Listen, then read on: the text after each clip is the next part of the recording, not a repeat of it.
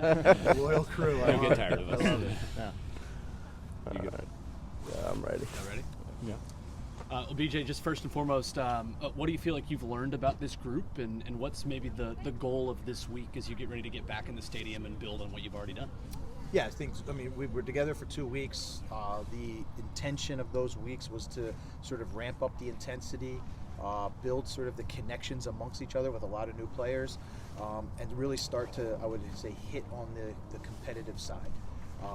Now as we transition into this next phase, we're going to amplify the competitiveness in the group. We have great depth. That's what we've learned in the early part. A lot of guys that are deserving of opportunities, and we're going to compete every single day on the training field for each one of those guys to earn those opportunities.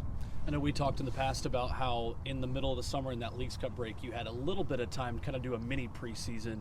How different is kind of the installation and the first steps this time around than it was day one when you first got here?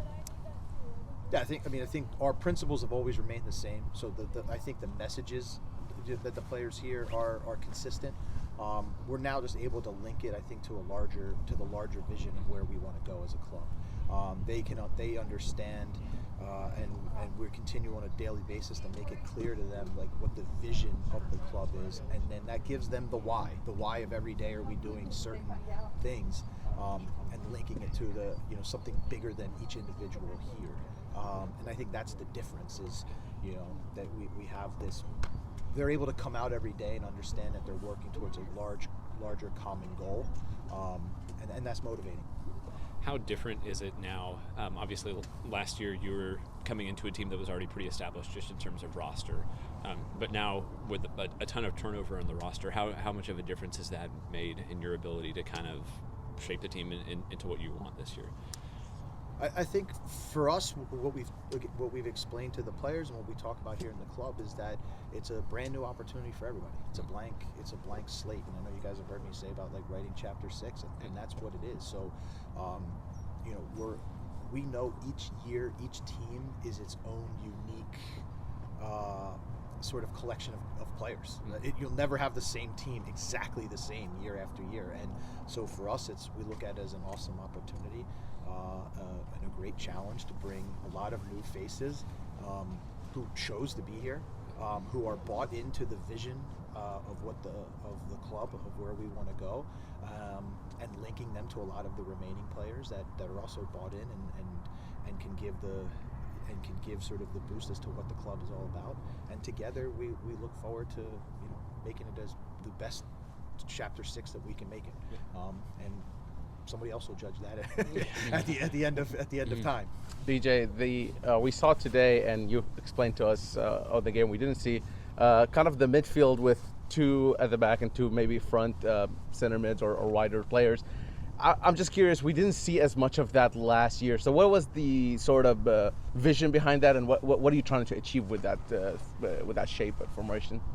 Yeah, so for us, I think it's about, obviously we want to be able to control the opponent to help then disorganize the opponent. We think that build up with those 2 center midfielders gives us that opportunity. And at the same time, we think being able to put players in the middle of the field helps us exploit some of the space that we'll be able to create. And at the same time, we want them to have a little bit of freedom and opportunity to express themselves and also feel the game. So it's finding that balance between a structured initial build-up and flexibility and freedom in the attack, all within the principles that we want to play, and all inside the philosophy of what we want to play, which is a team that wants to play aggressive, that wants to attack, that wants to make the field compact offensively, pin opponents in.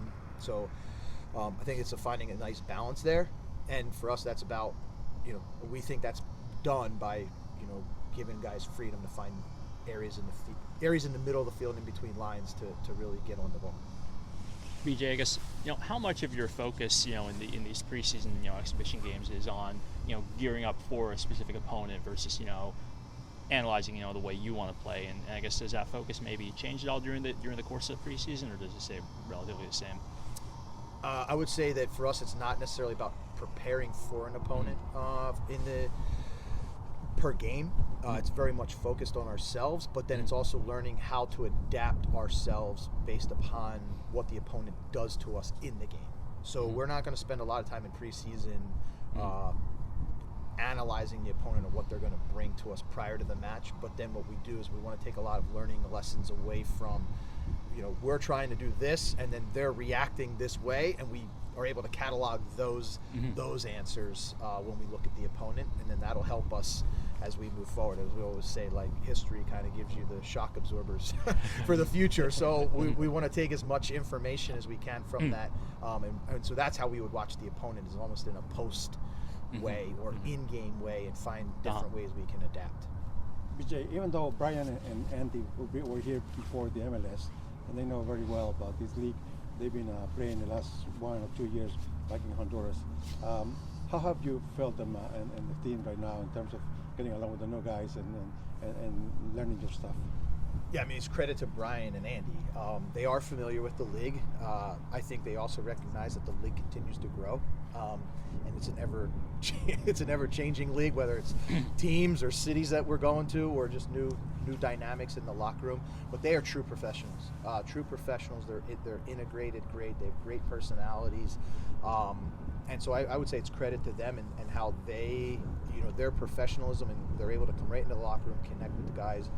Start modeling the culture and the behavior that we ask for, and the professionalism that we ask for every day, and we expect nothing but good things from them.